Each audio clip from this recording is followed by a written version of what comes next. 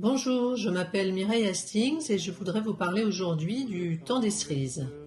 Comme l'explique très clairement Jean-Pierre Eskenazi dans son ouvrage Sociologie des œuvres, le sens d'une œuvre se transforme à chaque rencontre avec un public. L'interprétation est un processus dont le point d'aboutissement est l'appropriation et le contexte social et historique orchestrant le tout.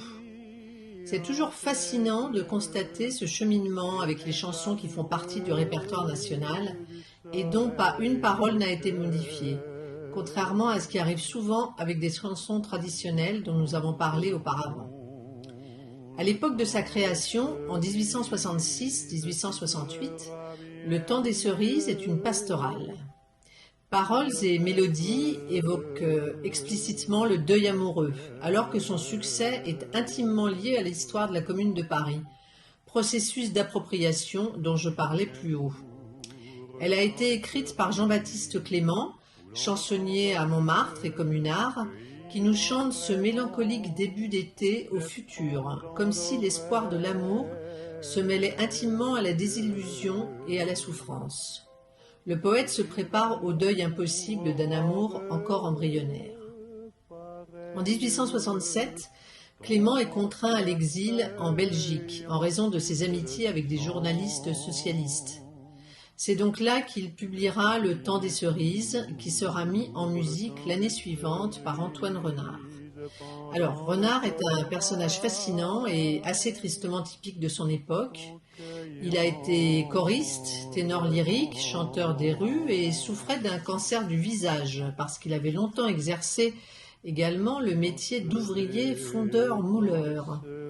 Donc j'ouvre une petite parenthèse, il est bien de se rappeler que le cancer ne vient pas seulement de nos modes de vie déplorables comme les autorités aiment à nous culpabiliser à longueur de temps, mais aussi de conditions de travail épouvantables, foisonnantes au XIXe siècle, entre autres. Je ferme la parenthèse.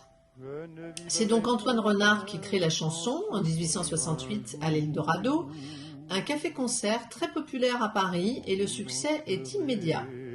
Clément rentre à Paris, est emprisonné à cause de son hostilité ouverte contre le Second Empire et Napoléon III jusqu'à l'automne 1870. Il est ensuite élu au Conseil de la Commune. L'ironie veut que la répression de l'insurrection organisée par Thiers se déroule en mai 1871, au printemps donc, le temps des cerises.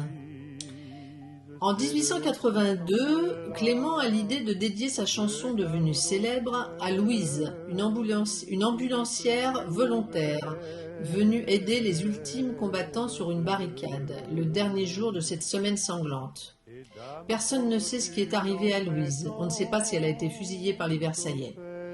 C'est ainsi que le temps des cerises commence une seconde vie et devient une chanson politique tout en gardant son aspect de pastorale.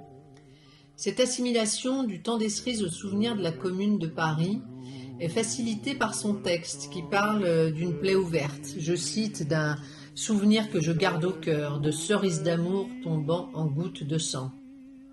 Ces mots peuvent aussi bien évoquer l'échec d'une révolution qu'un amour perdu. Il est aisé d'y lire une métaphore poétique parlant d'une révolution et transformer les cerises en impact de balles.